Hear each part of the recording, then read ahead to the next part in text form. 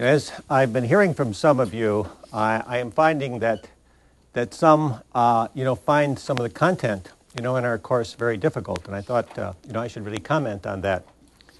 Actually, the content in this course is quite difficult, and one thing I would want to note for those of you who are taking this like early in your sequence of psychology courses is that the content in this course repeats itself in lots of other courses, so that in many ways you're getting introduced to a lot of theorists, and then these theorists will show up in courses. If you take a course on child or developmental psychology, as you can tell from the course, certainly when you take abnormal psychology, or if you've already taken it, certainly this kind of material will show up. If you are interested in fields like clinical psychology and you take Introduction to Clinical Psychology, this material will show up again. And interestingly, many of the theorists we're talking about right now will show up in your social psychology courses. So I do want you to know that there really is a lot of new material that gets presented.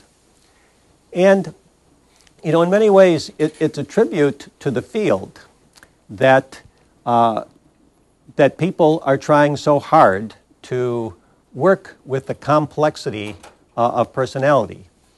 That is, when you think about your own personality, you don't want to think of yourself as, I'm pretty simple. I mean, there are only a couple of things about me. You know these two things about me. You know everything. Most of us want to think, in order to know me, you've got to spend real time with me. And you've got to be very sensitive, perceptive, nuances in me, and most of us tend to very overreact if we're stereotyped. When someone says, you're just like, and then they use a stereotype, usually you're offended. Now, what's happened, with the personality theorists that we're talking about is that they have come from very different slants. You'll recall, for example, the interest of our early theorists, the interests of Freud and Jung and Adler and Horney, really were to understand why is someone abnormal. So the field of abnormal psychology, or what we call psychopathology, was the big interest to them. And so what they did is they observed what almost everybody would call abnormal behavior. And then they wanted to figure out, well, how did they become abnormal? So if you recall in our early classes, we talked about, making inferences from abnormal behavior to normal behavior, but actually the interest was in understanding the abnormal behavior. So we really weren't into, let's say, human development, the development of the healthy personality, except to say that we had to figure out a healthy personality in order to account for an unhealthy one. And you may recall the example I gave you about Freud, that Freud having a very closed system, and Freud wanting to be able to account for all different kinds of psychopathology. If you took his theory to the extreme, you would find that every response to certain situations, that is every habitual response, would be abnormal. So if you remember my point about if you're constantly early for something, you're anxious. And if you're constantly late, you're hostile. And if you're constantly on time, you're compulsive. So since you only have those three options, we're going to diagnose you one way or the other, depending on your typical behavior, because the idea in the system was to try to identify certain kinds of abnormal behavior, rather than to have a fourth consideration, which could be that you might engage in any of those behaviors depending on the situation, depending on your life circumstances, etc. Now, as we've moved along, we have seen that there have been changes. For example, Abraham Maslow, although a clinical psychologist, really did get interested in what makes a healthy person get even healthier. And if you recall, the thing that Maslow understood, and I think was a real contribution to personality theory, was There are some factors in your life that are so important.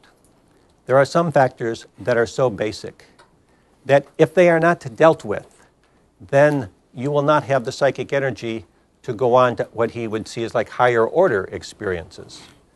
And actually, I think, all of us probably can identify pretty much with that. The most graphic one, of course, being that if you are hungry or really hungry, you are starving, that's simply going to take over your life.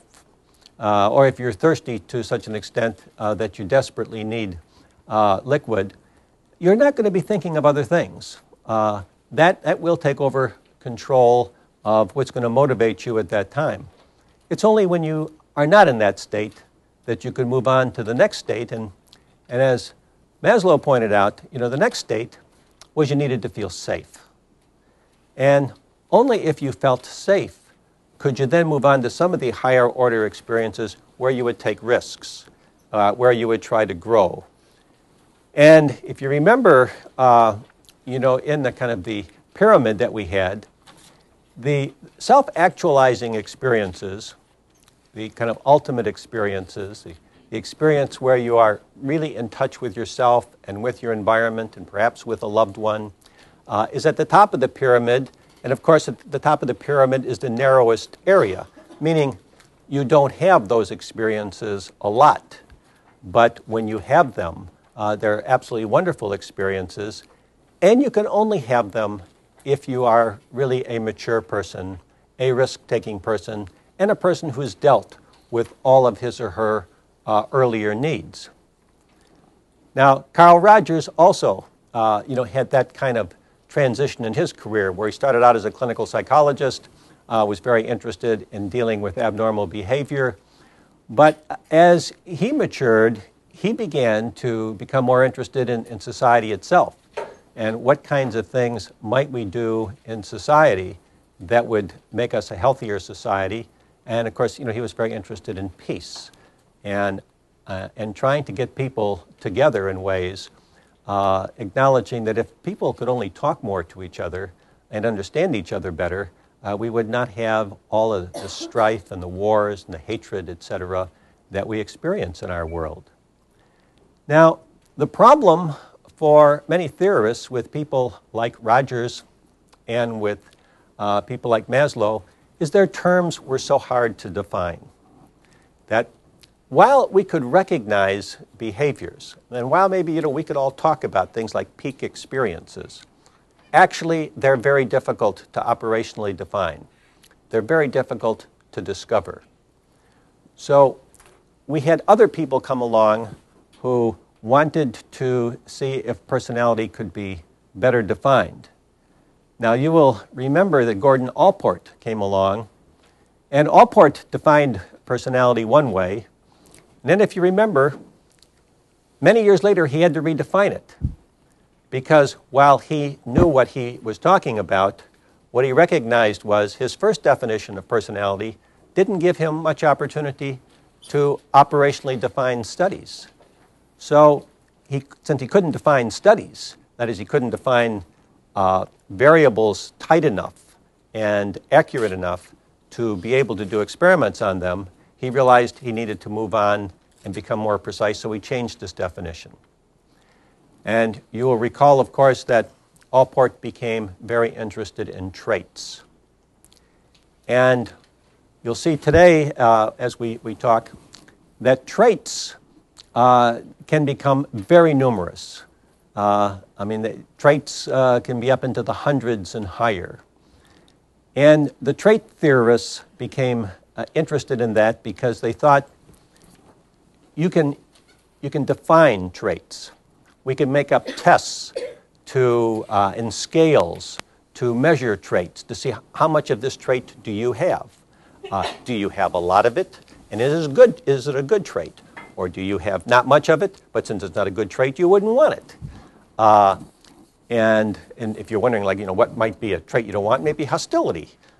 We might say it is a trait of some people. Many of us would not want to be identified with that trait. But you can measure it.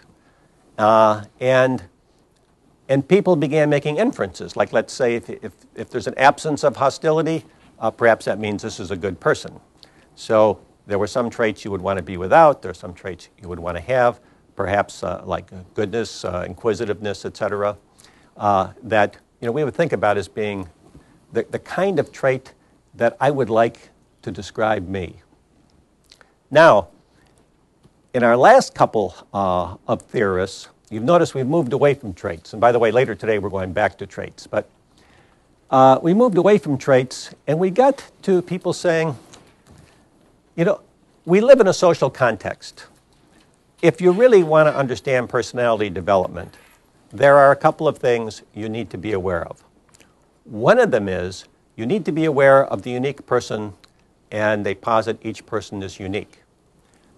So if you're going to posit that each person is unique and you want to understand them, you've got to understand a couple of things. One of them is you need to know basically what did they inherit, like genetically what makes them the person they are. And secondly, what can you learn about their history? Like what have they learned in their life up to now? And that becomes really important. But the key is what happens interpersonally then. And so we get individuals saying, it's really the person in interacting with the environment, that is, in interacting with other people or interacting with other events, that really determine the kind of personality someone will develop. And some are very optimistic and say things like, over time that can change. I was talking with someone recently about a tennis player who was never very popular. If those of you who know tennis might know a man named Ivan Lendl. Ivan Lendl, years ago, won all kinds of tournaments. He was a very talented man. But the press never liked him. The fans didn't like him either. He came across as kind of a surly, not pleasant person, never trusting of people, never trusted the press, never trusted the referees, didn't trust a whole lot of people. But if you look into his environment and you see that he grew up in the Czech Republic during a time when there was much war, in many respects, being suspicious in growing up at that time probably was a healthy thing.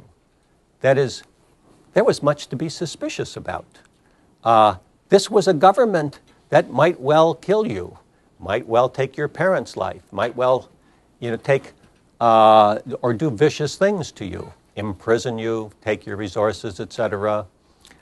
So when you look at his background, for example, and then you see a man thrust onto the international scene, it's asking a lot for this person to be as outgoing, as responsive to the press as, let's say, an American player who has grown up in a fairly wealthy circumstances, has always had lots of lessons, has been tutored from early life, has been told that the way to stardom is be nice to the press, always be willing to be interviewed, etc. The press are your friends.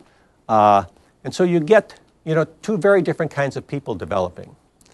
Now, the reason I use Lendl as an example is because as he moved to the United States and as he became more and more acclimated, and as he probably, and I've never met this man, by the way, so I'm using all of this on the basis of what you can observe superficially from him, but he becomes much more comfortable. He becomes much more outgoing. In fact, as a retired person, he's a very successful businessman. He's a very active entrepreneur. And you can see that, his interactions have now taught him that life is probably much safer than life was for him as a child. And my suspicion would be that his children would be very different in their teenage years, early adulthood, than he was during that time. Because I'm sure he would probably spend a lot of time protecting, I think he has 4 daughters, from having to have the pain, the worry, the difficulty that he obviously experienced. So we had people who came along and said, all right, now it's kind of understanding this interaction with the environment that becomes key. And what we want to keep in mind is that in each case, the person is trying to find a way to describe personality and then to define its elements, which is the constant struggle. And we'll see that in all the people we're going to talk about in the next couple of days. They're constantly struggling to define what are the elements of personality, and they're also trying to measure those elements, because it doesn't really help in a science like psychology if you can name things, but then you can't measure them. So if you find that you struggle with some of this material, what you might want to keep in mind is that actually, the person who created the material struggled with it. And the evolution of some of the thinking, and you'll see, people change over time. Theories develop. Sometimes the theory starts out being a lot more simplistic than it is after it gets developed, because the theorist, constantly is saying, I can't account for something important. That is, people are more complex than I have posited. And of course, what happens, in any science is the critics are all saying that, you're not accounting for A, B, or C. You just account for X, Y, and Z, or vice versa. You accounted for A, B, and C, but what about X, Y, and Z? So when you read a theory, you want to realize that sometimes what's being posited by the theorist is really his or her attempt to explain incredibly complex phenomena. And you'll notice that, like, we raced through certain things, like we talked about early childhood development, and we used some of the theorists, and we talked about what happens in ages 1, 2, 3, 4, et cetera. Well, there are other whole courses you're going to take that just deal with, childhood from, birth to perhaps 12. There are others, courses in adolescence. You may deal only with people from 13 to 18. So you'll get a chance, especially if your enthusiasm for psychology holds up, you'll get a chance to go into much more depth, and you'll see how some of these theorists have been followed up by other theorists. So in our course, what we're trying to do is get a very broad picture of an incredible amount of complex material. Now, you will recall that at the end of our last class, I was talking about a man named Walter Mischel. And Mischel was a man who followed up on the theory of Julian Roeder. And what I had mentioned, just as we were finishing, is that Mischel, like Roeder, really questioned traits.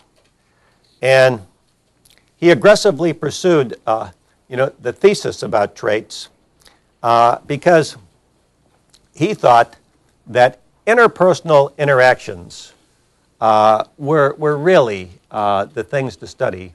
If you wanted to understand personality development, if you wanted to see how it is that people change, then you want to see who they interact with, what's the quality of that interaction, perhaps what's the style of that interaction.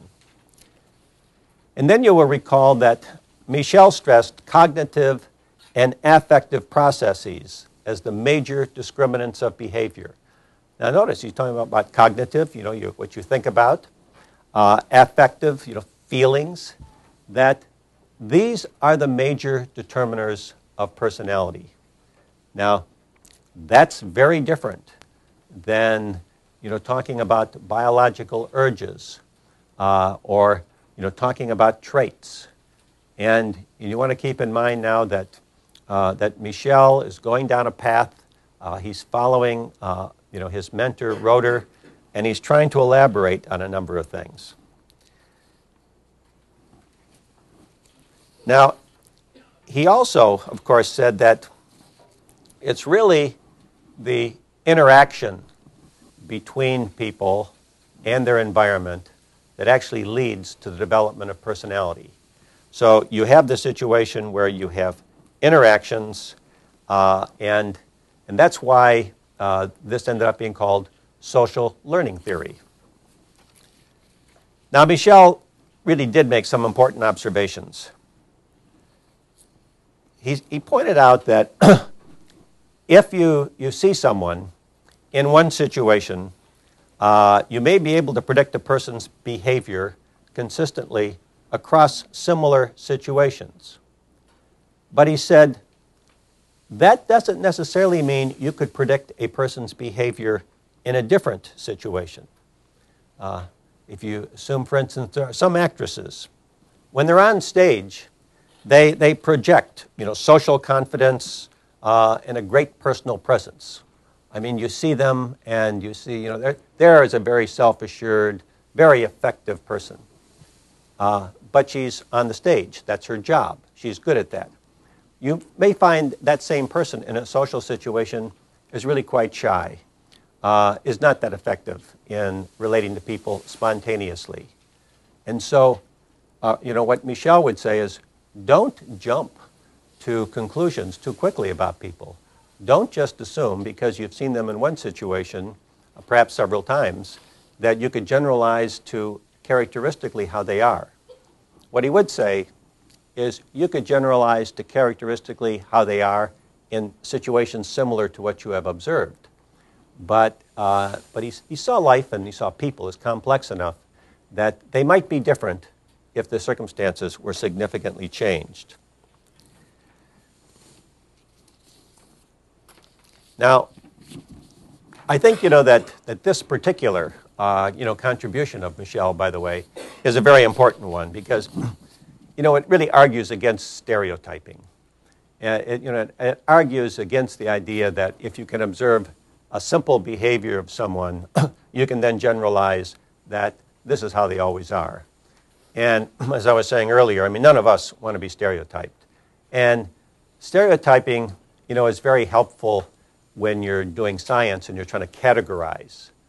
But it's really not very helpful if you're trying to understand the nuances and the intricacies of personality.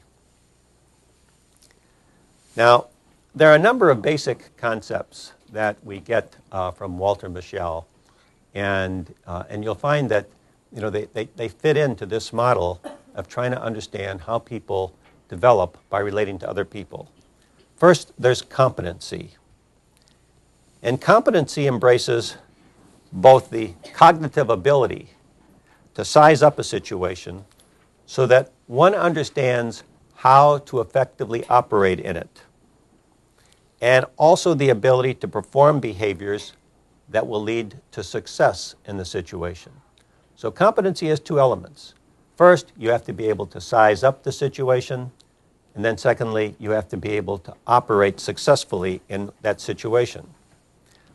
So in simple terms, you might say it involves knowing what to do in a situation and then being able to do it. Now, some people, really have an extraordinary repertoire of behaviors, and it allows them to size up a situation pretty quickly, and they know how to behave in that situation.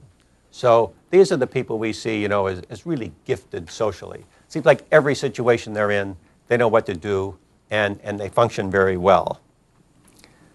Others have excellent skills in perhaps one or two situations.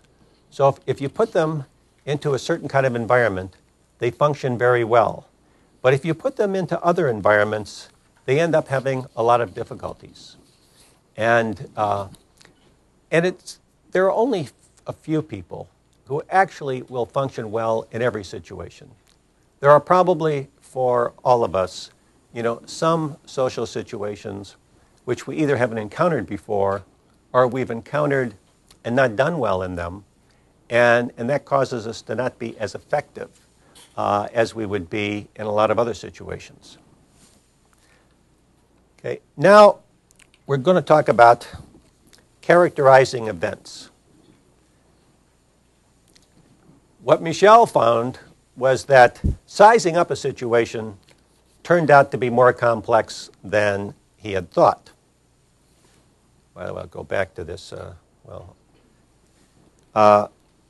And he believed that once he recognized it was more complex, he really believed that, and he began to use terms to help explain behavior during events. And so he came up with what he called the feature of a situation. And the reason why he came up with feature of a situation, he felt a need to be able to break events down, that the categories he was working with were too broad. So he wanted to be able to talk about things that he could be more detailed about. So he said a feature of a situation can be a place where the event will occur, or it could be the people who will be there, or it could be the reason for the event. And he said, understanding all of these features better prepares one to interact at this particular event. So, and you know, if you look at this, you know, you may see where, let's say somebody, you know, is very effective at business meetings. You know, they do very well. They go into a business meeting. There's something that needs to be accomplished. They're very good at it. However, that same person being put into a meeting that is more political in nature, let's say with a group of foreign diplomats, may not function nearly so well. That is, they know how to function well within certain boundaries. But if you change those boundaries, the person may not nearly be as effective as he or she was. It's one of the reasons why, you know, when you're looking for someone, you're trying to hire someone, let's say, you know, to run a meeting with people, you always want to know, did they do it before? You want to get some feedback about how effective is the person in this. And people all the time make mistakes in thinking because someone has run one kind of a meeting or someone has directed one kind of a business, that it generalizes that they will do well in another setting. And often without experience, a person stumbles because the reason why they're very good in the situation you saw them is because they're rather rigid. And they take control, and they make the meeting move the way they want it to move, or they make the company move the way they want it to move. But if you change the variables so you can't do it that way, then often the person is not so effective. Now, characterizing events is the ability to place these features we're talking about into meaningful categories. Remember, if we can't develop some kind of operational definitions, it becomes very hard to study personality. So it means if you're characterizing events that you know how to size up situations. And, you know, examples like, if you know an event is going to be in a ballroom, that probably dictates what you're going to consider in terms of how you're going to dress. Knowing who will be there may influence how much attention you give to dressing. That is, are there people there you want to impress, or are you just stuck going to a ball? And then knowing what's the purpose of the event. Let's say it's to support a political candidate. Well, the energy you're likely to put into this may well be dependent on, do you like this candidate? Are you full of enthusiasm for this candidate? You want to go there. You want to be an attractive, effective person at this event. You want people to pay attention to you. Or are you stuck going there because you got some job that says you have to go there? You really don't want this person to win. You have next to no enthusiasm going. If you don't know those internal factors about someone, try to predict how much energy they'll put into this event, how they'll be at this event, and what they'll do is probably not possible. Thus, you know, Michel pointed out, and this of course is a great contrast to Skinner, whom we talked about, that you really have to know something about the internal life of a person to know how an individual would respond in the situation I just described. The wildly enthusiastic person is just simply going to respond very differently than the person who really could care less, doesn't even want to be there, but they're kind of stuck, you know, going to this event. Now, next, Michel talked about expectancies. And we noted that Roeder said that expectancies can be changed through experience. And he said that expectancies are influenced by our experience. Now, Michel very strongly focused on this notion of experiences. And he pointed out that much of the behavior in an individual is based on what he or she has previously learned. An extreme example, is given in your textbook, where they talk about the behavior. If you want to take a rigid behavior, look at a courtroom. The judge, you come in and sit down in the courtroom, if you've ever been to one, judge is not there. When the judge comes in, the bailiff says, all rise. Everybody rises because everybody knows that's the behavior you have to do. If you don't do that, some judges will throw you out. In fact, most judges will throw you out. So you can get some behaviors where it's real simple to predict. The social setting is such, the expectations are such, you know what's going to happen. And Michel then used this concept to say, when you get past that kind of rigidity and you start using the concept more broadly, then you have to look at similar situations.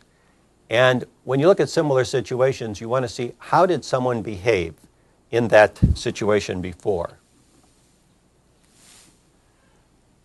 Now, what Roeder then said is that, what he did actually is to add a category called values of concepts, or excuse me, values of outcomes. And he noted that people behave quite differently in what seem like similar situations because the outcome of one situation is much more important to a person than the outcome of another situation. And, and you can see this in your own behavior, for example. Supposing you're interviewing for a job. Let's say you're going to interview for several jobs. And you've looked up, like what's out there. You feel I've got to get a job. And so off you go in your attempt to get a job. Now, having looked up all these jobs, there is one that you probably want more than the others. In fact, let's posit that. Let's say there's one that you really do want. You can bet that when you go into interview, you will probably be more enthusiastic. You will have spent more time studying that company. You will have spent more time trying to be aware of what are they looking for. You will put just much more effort and energy into that event. Thus, if we were to say, well, when you interview for a job, one job is like another. You go in there, you talk to somebody, you get interviewed. That would be very simplistic. And Michel would say, and that's not the way life really is. The values that internally you bring to the situation can cause you to behave quite differently. In fact, you may even go into a job in which you feel you should interview, but you really don't want the job. Well, instead of being enthusiastic and excited and having really researched the company, unconsciously you may make enough errors in that interview that they're not interested in you because you don't want them to make an offer. You really would not like to get hired by this group. Now, these self-regulatory plans, then, that Michel talks about, he sees them as guiding behavior, and he also says they're really quite complex and involve not only the rules that one might develop for oneself, but they contain interpersonal actions and the culture of the event. Okay, so we keep stressing those variables. Now, if you look at this socially, too, you can see how things can change. If you take, a young woman decides that she's going to go to a party, and she sized up who's going to be there. Actually, she finds there are 5 guys that she actually would like to meet. And she kind of knows who's 1, 2, 3, 4, 5. So she goes, and soon after she enters, she runs into the guy she would rank number 5. And the guy says, let's go out for a drink after the party. Well, she's thinking to herself, there are 4 other guys I'm more interested in. So she says to him, well, why don't I see you later and we can talk about it. So she doesn't say no, she's polite, but this is not the guy. Well then, as the party goes on, she notices that the guy who was first on her list and the guy who was second are both with other women, and in fact, they've already left with these women. Then she observes that the third guy is drunk, and she's really lost all interest in him and wonders why she was interested before. Then she notices that the fourth guy is actually with another guy. And it's clear that they're lovers. So now here she is, and not only is she not going to be involved with the four people, so she's beginning to question her attractiveness, she's beginning to question what she has to offer, but she's also questioning her judgment that she has missed so badly with the guy who was drunk and the guy who was gay. And while all this is happening to her, she finds herself moving across the floor, eager to find the fifth guy. The guy who, at the beginning, was not that much of interest, and now all of a sudden, he has become very much of interest. And this is the kind of thing that Michel is talking about when he's talking about expectancies, that one can change the expectancies one has. One can learn in an event, and in learning, one changes. Now, another important concept, excuse me, here okay, let's see. I misnumbered a couple of these, excuse me, and so here we are. So the last one, the self-regulatory plans, let me just, put that up again. The self-regulatory plans, refers to the fact that one can learn from the experience one is having, one can make adjustments, and then one can go on with that, realizing that the social scene now dictates something different than I thought. Okay. Sure. Okay. So self-regulatory plans. Now, with delay of gratification, Michel actually did a significant amount of research to show people's willingness to delay gratification, and that this can significantly influence behavior. This same concept makes it more difficult to predict how a person will behave in certain situations. And in fact, when you look back at Freud, where we talked about all the time that one was seeking gratification, and we never really talked about delay so much as we talked about other ways of finding gratification. But Michel says, people do delay gratification. And, you might have a situation where you have tickets, someone offers you tickets to a ball game, and you're a big fan, and you really want to go. I mean, in fact, tonight, you can't think of anything you'd rather do than go to this game. But you have to finish a paper. And you need to get this paper done because it's important for this course. And if you don't do it tonight, it's not going to get done. Now, in terms of expectancy, and in terms of what is the strongest pull one is having, it would be more likely to say the person will go to the basketball game because they love the game, they have good tickets, it's tonight, all those things are operating, immediacy is operating, high reinforcement value is operating, etc. But Michel would say, people can look into the future and say, a more important reward for me is to pass this course, and a more important thing for me is to get a degree. So in order to do that, I will put off, and I will delay gratification because that's going to be necessary for me if I really want to be effective. Now, what happened, sure. Did I? We got it? Okay. And before Michel, you found very few theorists who wanted to get into material as complex as delay of gratification. And it's an interesting kind of element because once you bring it up, all of us immediately realize, of course we do that. All of us realize that that's a characteristic of ourselves in various events. And we recognize, of course, we don't always do immediately the thing that might be the most fun. And and life, becomes complex because it might be, for example, that there's something you want to do. Let's say you want to go to a concert tonight, but the tickets may be very expensive. And so your judgment may be, I'm not willing to spend that much money on this, even though I really would love to go to this concert and I think it would be great, but not at those prices. I'll spend my money some other way.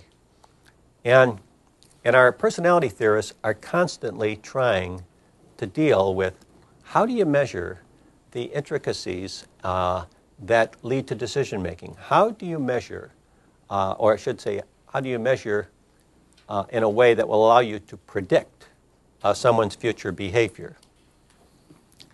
Now, we're going to leave Michel at this point, and we're going to go on to a man named Albert Bandura. And we just bring up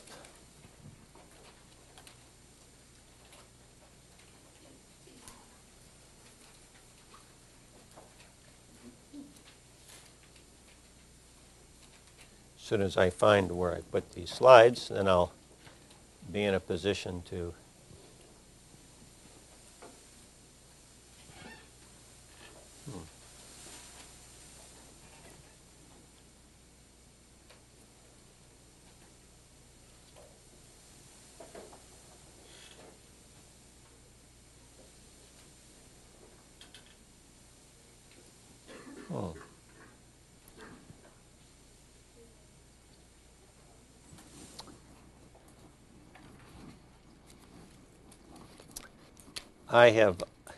I will find these slides during the break. In the meantime, I'll begin telling you about Bandura, and we won't need the slides immediately.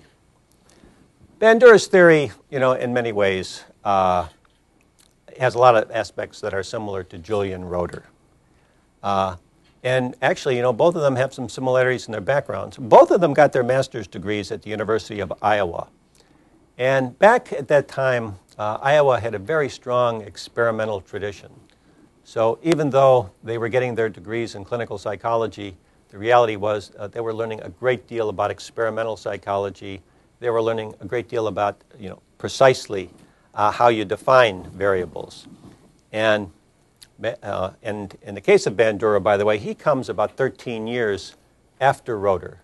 So he is, in a sense, one of the younger people when Roeder's theory is really popular, and Bandura is just entering into this. Now, of course, Bandura is a very senior person. Bandura, by the way, did not stay at Iowa as Roeder did. Roeder got his doctorate there. Bandura went on to Indiana University and got his doctorate. But like Roeder, Albert Bandura holds that behavior occurs as a result of complex interactions between our inner life and our external environment. Okay, so you're going to see that this social learning theory is very important to Bandura. Of the complex interactions between our inner life and external environmental influences. And often in these theories, external environmental influences have a high component of interpersonal involvement. But it's not solely what goes on interpersonally. The events themselves that the person is in will have some meaning. Now, Bandura further believed that the internal processes that we experience are largely due to previous experiences. He thought that, when something happens to you, one of the things you try to do is to immediately kind of put it in a category that's familiar to you. So you tend to liken it to previous experiences. And he believed you could measure these experiences.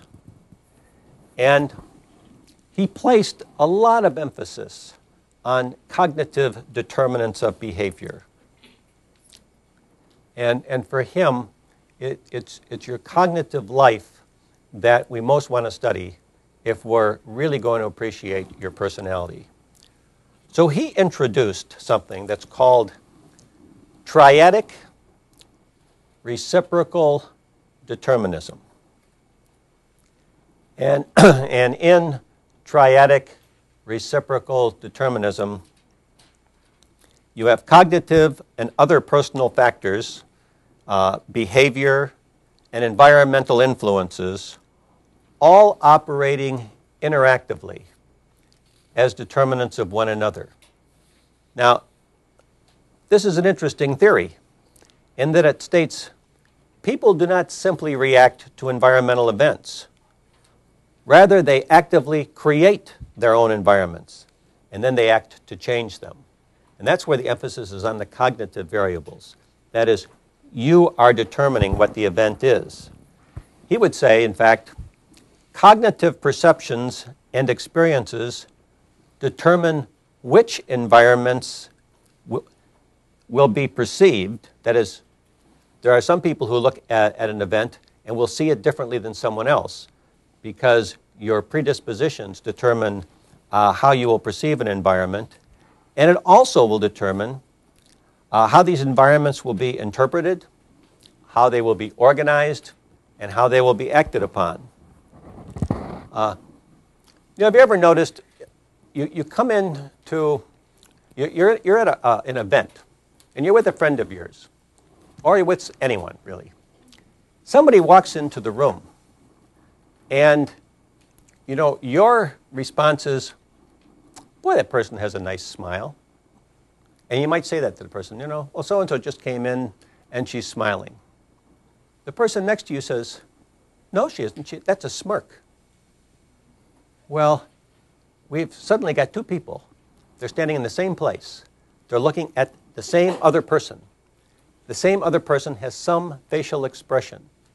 And yet, the interpretation by one person versus another is dramatically different.